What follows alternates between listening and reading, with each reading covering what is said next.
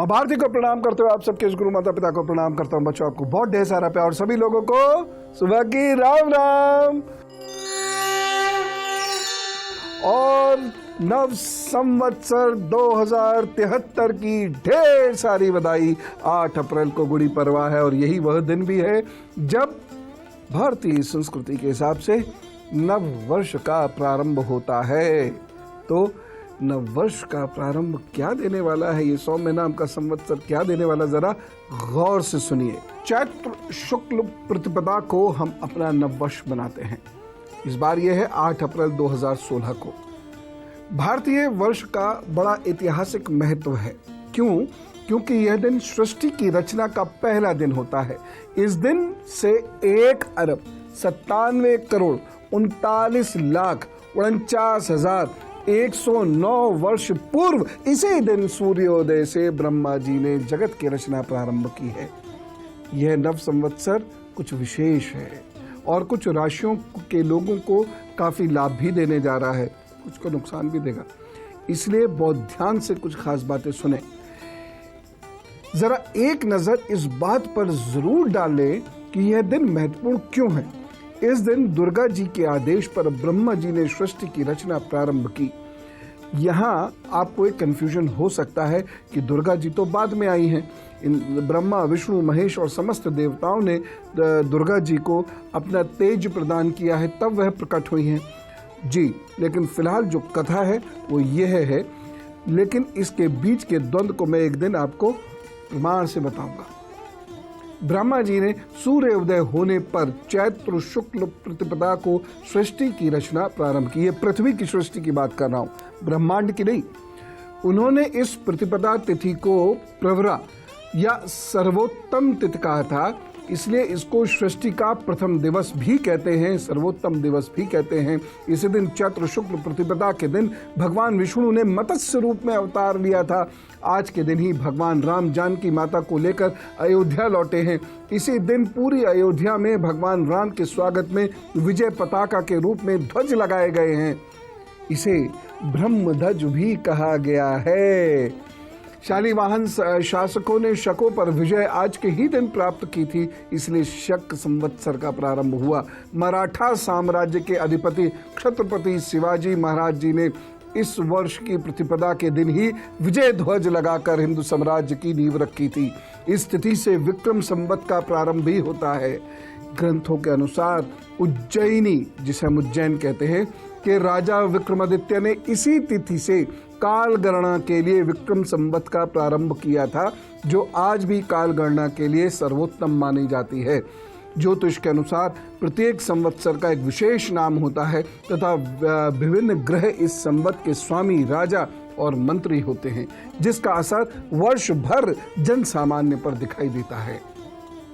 इस वर्ष सौम्य नाम का संवत्सर रहेगा, जिसका राजा है शुक्र, मंत्री है बुध, दुर्गेश है रक्षा करने वाला मंगल, धनेश यानी अर्थ के लिए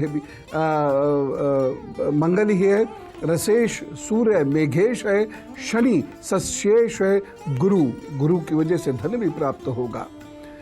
अब ये इंपॉर्टेंट है कि हमारे संस्कार क्या होने चाहिए। बहुत ध्यान से सुनते समझते चले जाइए।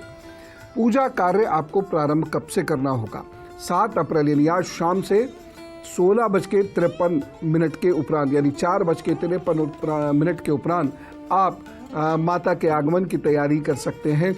इस संवत्सर के पूजन की तैयारी कर सकते हैं। नवरात्र के घट स्थापना की तैयारी शुरू करें, ध्वजारोहण की तैयारी शुरू करें और साथ ही साथ वर्षेश का फल जानने की भी तैयारी शुरू करें, क्योंकि ये विधान है। जी हाँ, पहले दिन का ये विधान है कि जब नव संवत्सर प्रारंभ होता है तब अपने भविष्य फल के बारे में सुना जाता है, यानी साल में हमें क्या करना है। 7 बजे या उसके बाद से रफली घर को आप सजाना शुरू कर सकते हैं। पूजा का मंगल कार्य आप संपन्न करना प्रारंभ कर सकते हैं।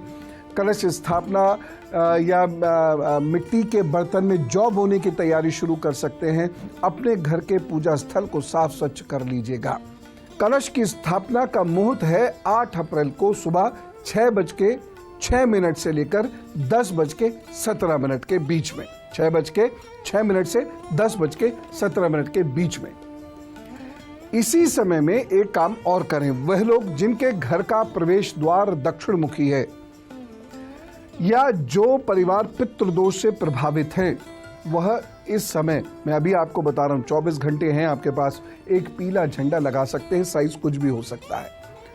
इस दिन नए वर्ष का पंचांग भी खरीदना चाहिए, जिनको पंचांग पढ़ना आता है, क्योंकि पंचांग खरीदकर भविष्यवाणी सुनने की प्रथा रही है। लेकिन मेरे विचार से, ये जरा गौर से सुने, वो लोग जिन्हें जिंदगी में कुछ करना है, मेरे विचार से इस दिन आप अपने इष्ट या गुरु या पुरोहित के सामने बैठकर जीवन के लक्ष्य और विकारों पर विचार कीजिए कि मुझे इन 12 महीनों में पाना क्या है और कैसे पाऊंगा मैं, और मेरे जो विकार हैं उनमें से विकार को खत्म करने के लिए क्या तकनीक अपनाऊंगा। ये तरीका होता है। संकल्प कीजिए। सूर्य सिद्धांत के अनुसार इस दिन से दिन बड़े और रातें छोटे होने लगती हैं। यह दिन बहुत महत्वपूर्ण होता है, अतः इस दिन सोची गई बातें, लिए गए व्रत, संकल्प और प्रारंभ किए गए कार्य बहुत अच्छा परिणाम देते हैं। तो इस दिन की बात कर रहा हूं, ये बड़ा विशेष दिन होता है और मैं इस दिन को बहुत महत्वता देता हूं। इस दिन से दुर्गा सप्तशती या रामायण का 9 दिवसीय पाठ जरूर करना है। दुर्गा जी की पूजा के साथ साथ नए संवत्सर की पूजा भी करें, जिससे आगे आने वाले 12 महीने आपका व्यक्तित्व विशाल करें, आपको प्रतिष्ठा और सुख और धन धान्य सब कुछ दें, क्योंकि ये सौम्य नाम का संवत्सर है, जिसका राजा शुक्र है और बुध है मंत्री। मंगल के ऊपर रक्षा का भार है, सूर्य बादलों को देखेगा, शनि शेष है और धन्य धान्य गुरुजी देंगे, यानी बृहस्पति देगा। इसके कारण क्या क्या होगा ये सुनिए। इस मंत्रिमंडल की वजह से थोड़े अपराध बढ़ते हुए दिखाई दे रहे हैं और ये अपराध देश के अंदर के लोगों के भी होंगे और बाहर से भी हमें परेशानियां झेलनी पड़ेंगी। महंगाई में वृद्धि के संकेत बड़े स्पष्ट मिल रहे हैं, यानी बहुत सारी चीज़ें 12 महीनों के अंदर महंगी होंगी और वह भी वह चीज़ें जो हमारे दैनिक उपभोग की हैं। जल संबंधी वाद विवाद होंगे या जल की कमी होगी। खाद्य पदार्थों पर महंगाई का असर दिखाई देगा। सोना चांदी तांबा में भी तेजी रहेगी, लेकिन लोगों को लाभ नहीं मिलेगा। घी तेल आदि में भी तेजी आएगी, परंतु उन्नति भी होती दिखाई दे रही है, यद्यपि बहुत नहीं, थोड़ी थोड़ी लेकिन होगी। जैसे रोजगार के कुछ नए अवसर खुलते दिखाई दे रहे हैं। सुख सुविधा की प्राप्ति होगी, यद्यपि ये सबको कभी नहीं होती है, तो कुछ खास ही लोगों को होती है, एक विशेष क्लास को ही होती है, लेकिन होगी। देश की अर्थव्यवस्था में प्रबलता कुछ दिखाई तो देगी, ऐसा है। एक चीज मैं खास कहना चाहता हूं कि महिलाओं के रोजगार के अवसर बढ़ेंगे, परंतु उनके प्रति अपराधों में भी वृद्धि होगी, इसलिए सावधानी की आवश्यकता है। व्यापार पिछले वर्ष की अपेक्षा या कुछ वर्षों की अपेक्षा थोड़ा बेहतर तो अवश्य होगा, लेकिन बहुत अच्छा होगा या बहुत अधिक अच्छा हो जाएगा ऐसा मत सोचिएगा। धन बहुत सोच समझ कर ही खर्च करना है अभी भी। और हाँ, एक चीज मैं यहाँ कहना चाहूंगा, धन को शान मारने के लिए मत खर्च कीजिएगा, क्योंकि धन की बर्बादी का वक्त ये 12 महीनों का नहीं है, तो केवल पैसा देखा जाएगा, खर्च करो। इस एटीट्यूड के साथ सौम्य में मत रहिएगा, नुकसान हो जाएगा, जबरदस्त होगा। विश्वव्यापी मंदी ये परेशान करेगी और पश्चिम के कारण हमको परेशानी होगी। शेयर और जमीन के काम में पिछले वर्षों की अपेक्षा थोड़ा बहुत बेहतर होगा, लेकिन कोई विशेष लाभ नहीं होगा।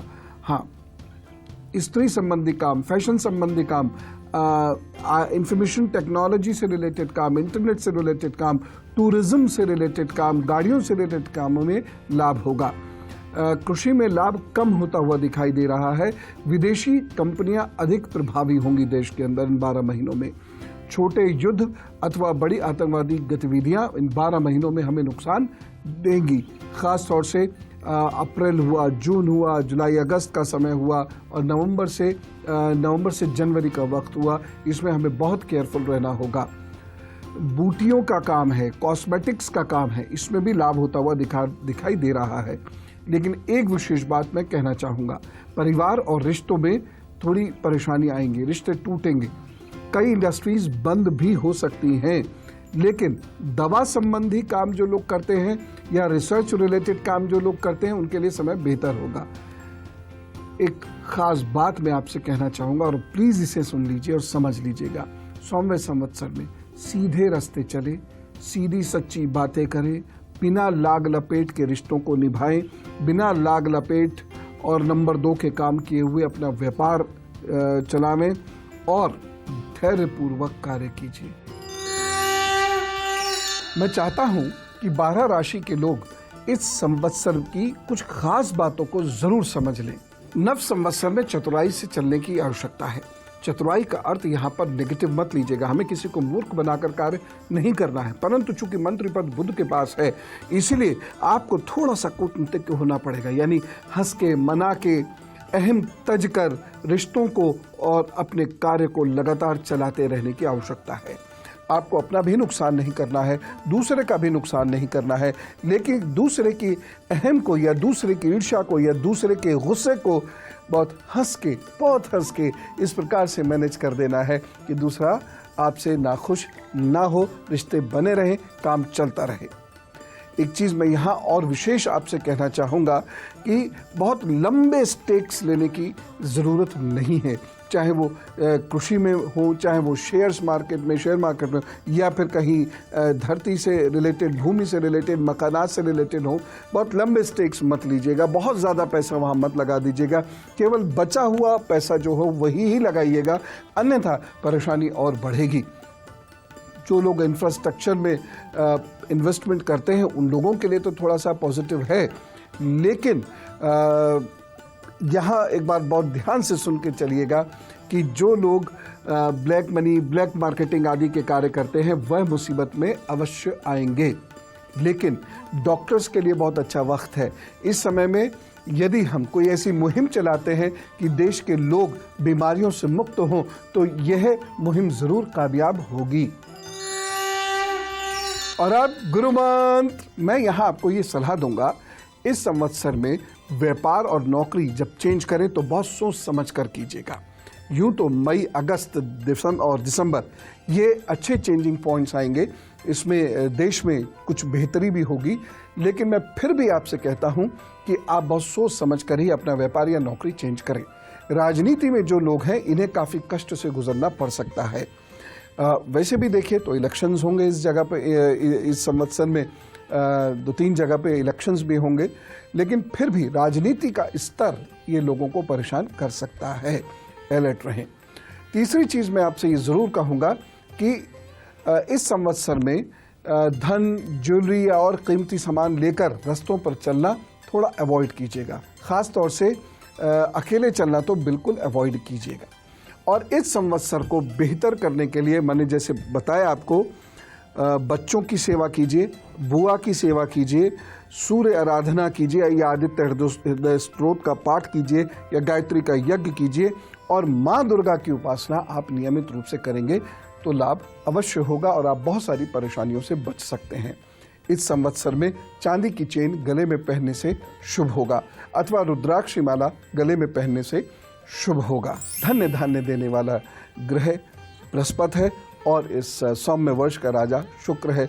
दोनों की प्रकृति लगभग एक ही सी है और दोनों ही सौम्यता, सभ्यता, मेहनत और ईमानदारी चाहते हैं और जिन लोगों में ये गुण होते हैं उन्हें ये दोनों ग्रह संजीवनी प्रदान कर देते हैं। तो आपके ये 12 महीने बहुत शुभ हों। आप संस्कारों की धरती के पुत्र हैं, पुत्रियां हैं, बस उसी पर आगे बढ़ें और अपने परिवार से, अपने कर्म से, अपने चरित्र से, अपने समाज और अपने राष्ट्र से बहुत प्यार करें।